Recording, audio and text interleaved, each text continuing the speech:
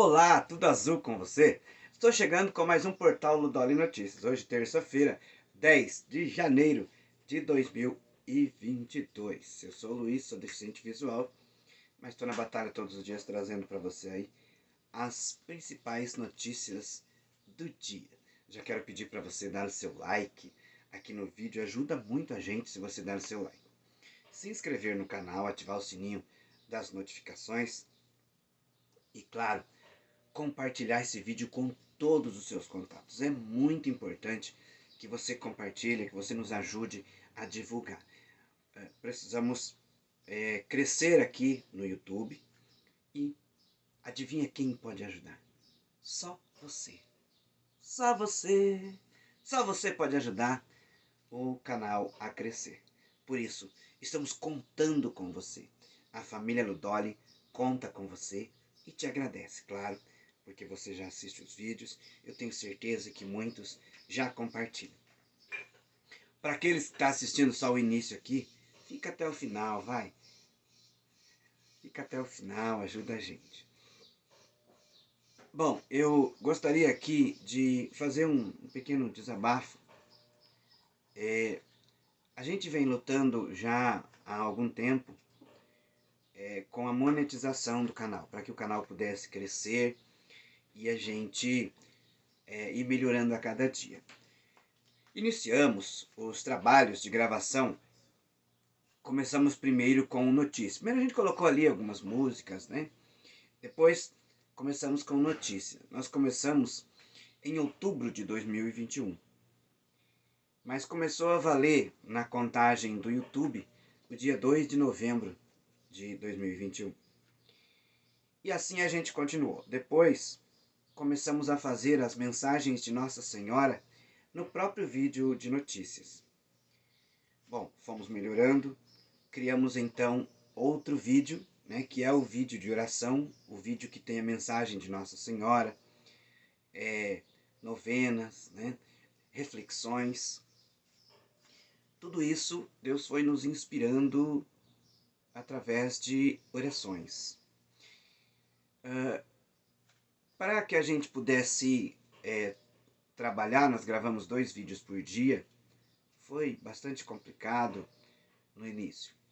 Depois as visualizações começaram a subir e aí foi nos animando. Aí depois estacionou, depois veio até a diminuir as visualizações.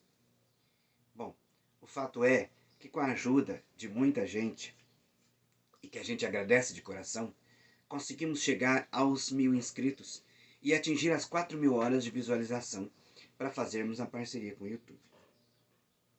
Agora, depois das 4000 horas e os 1000 inscritos, nós precisamos fazer o canal caminhar. Como que seria?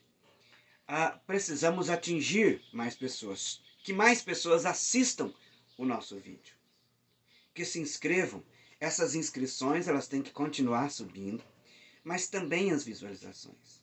Por isso, eu conto de coração com você para nos ajudar.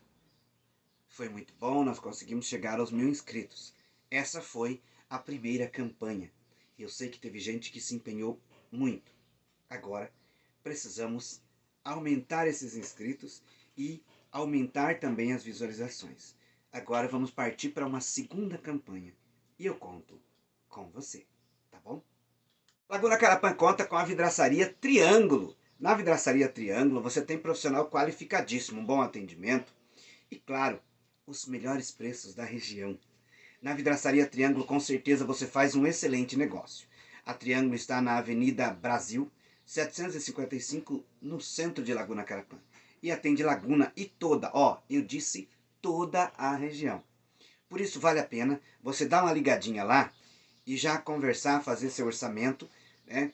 Com certeza o profissional da Triângulo vai até a sua cidade. Ligando, você não vai se arrepender. Os telefones da Vidraçaria Triângulo estão na descrição do vídeo. Vidraçaria Triângulo.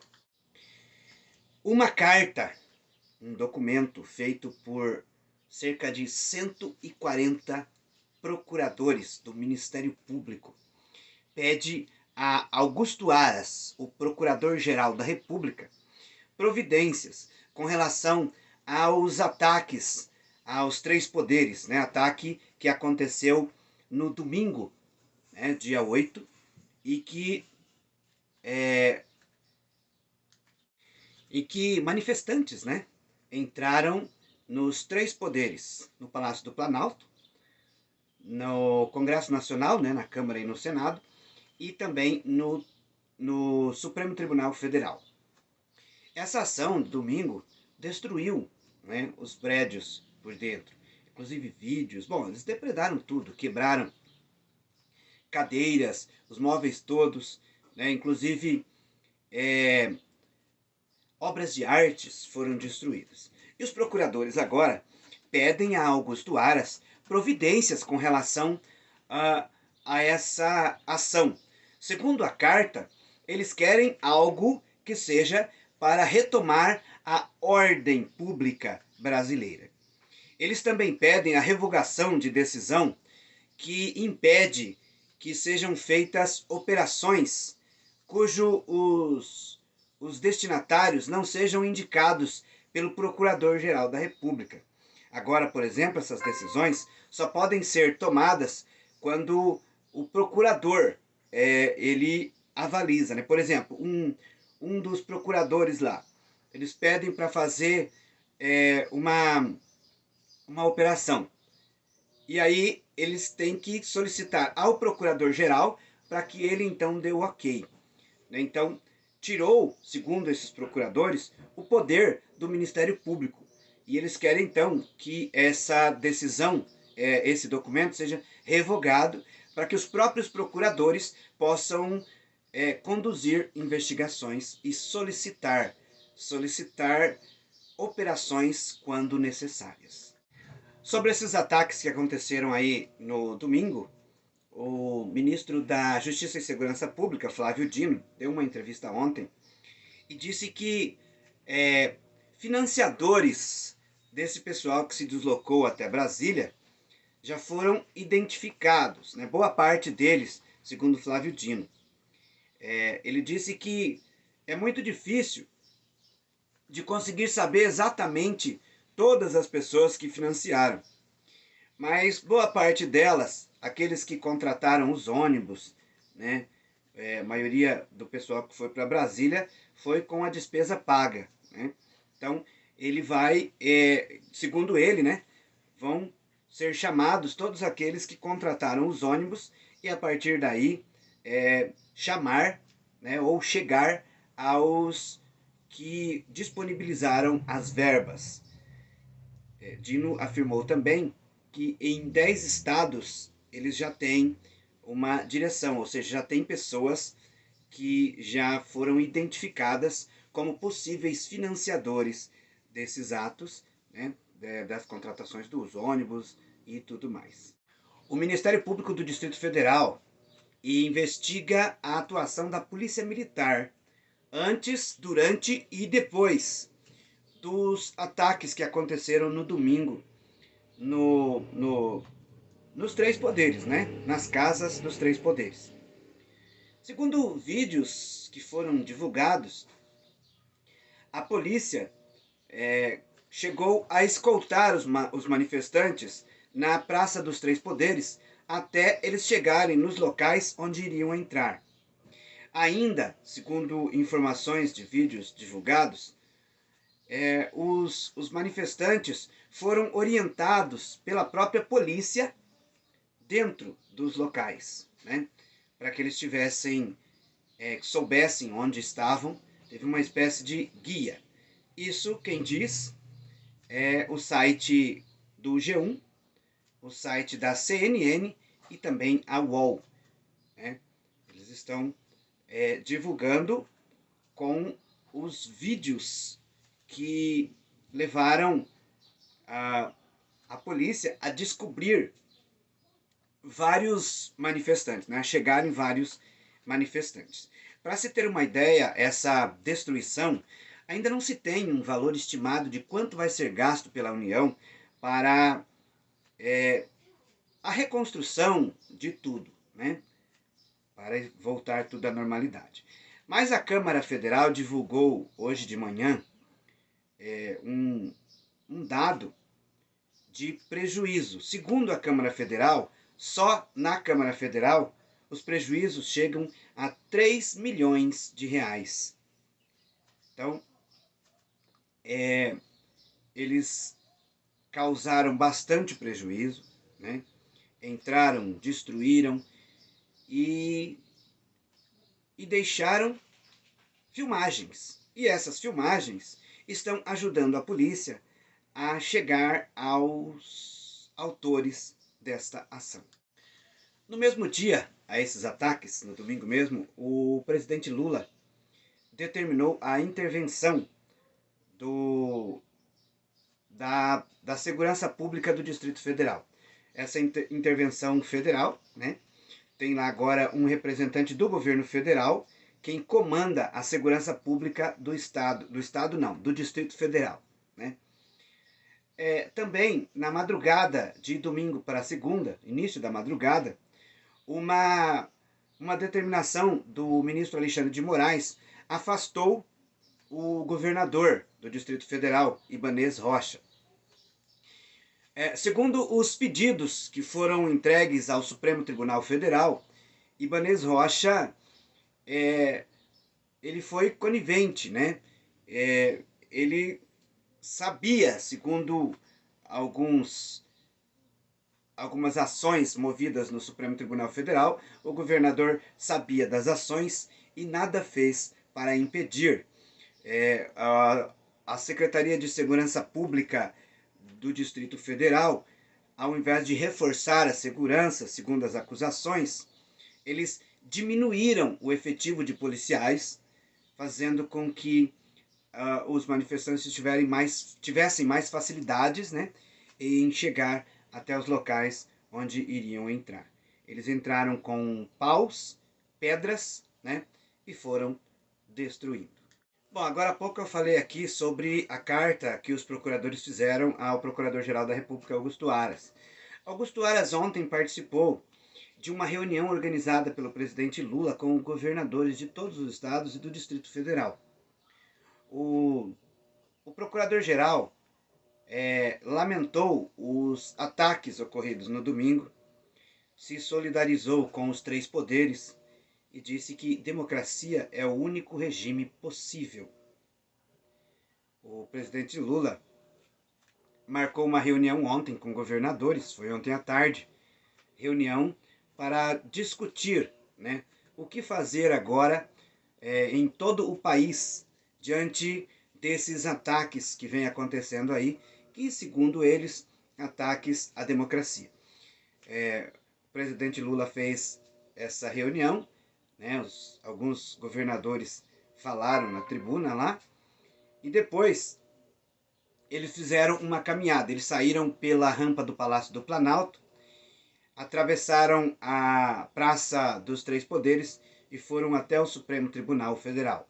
Tudo isso para ver, né, o prédio como ficou destruído. Então foi o presidente e sua comitiva, né, e os governadores presentes.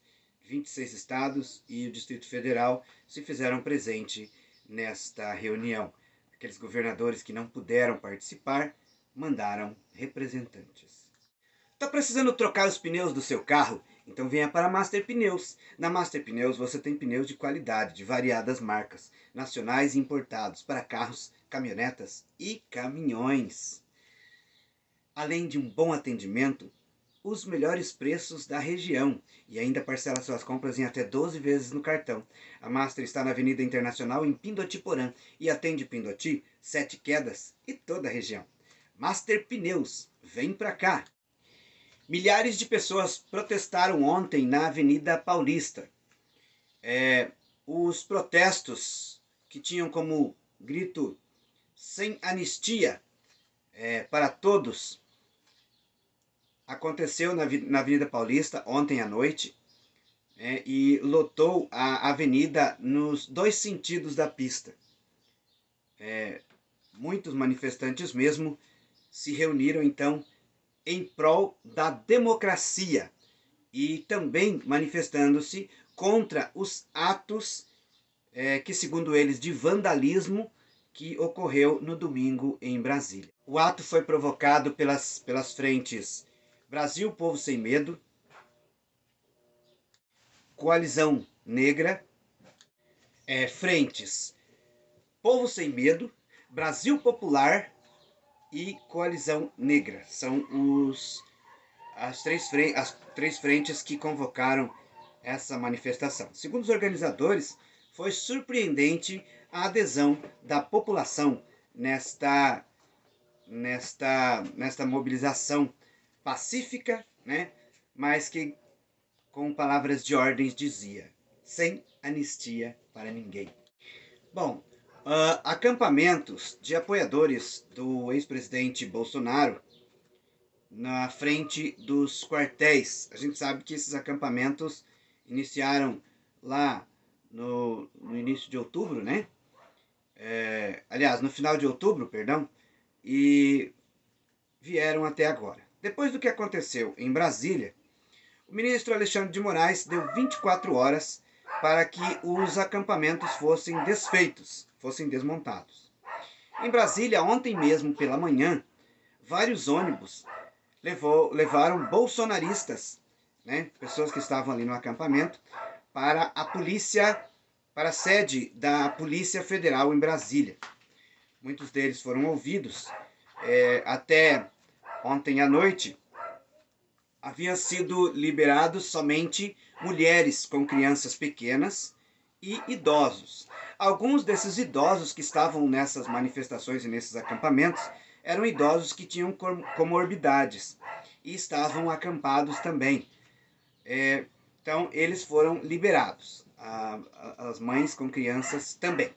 Muitas dessas pessoas vão ser ouvidas, alguns serão liberados e outros possivelmente serão presos. Em Campo Grande, aqui na capital do Mato Grosso do Sul, ontem de manhã, o acampamento que tinha na frente do quartel do Exército já estava vazio. Mas começou também a ser desmontado ontem, perto do meio-dia. Então, em vários estados do país, os acampamentos estavam sendo desmontados, né?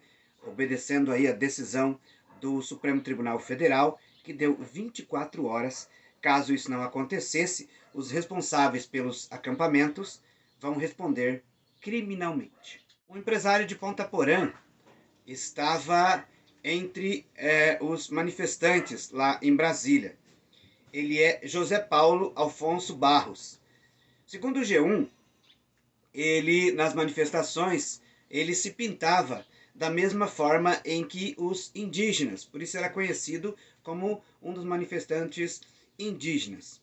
Dentre uma investigação promovida aí pela grande mídia, parece que o empresário que mora na cidade de Ponta Porã não tem vínculo com nenhuma etnia indígena. Ele é um dos já identificados pelo governo federal. Agora nós vamos lá para o Peru. A retomada das manifestações no Peru deixou 18 mortos ontem, enquanto eles manifestavam em uma região sul do país. As manifestações são contra a vice-presidente do país, agora presidente, né? Dina Boluarte. Ela assumiu em dezembro, quando Pedro Castillo foi deposto do cargo ao tentar dar um golpe de Estado.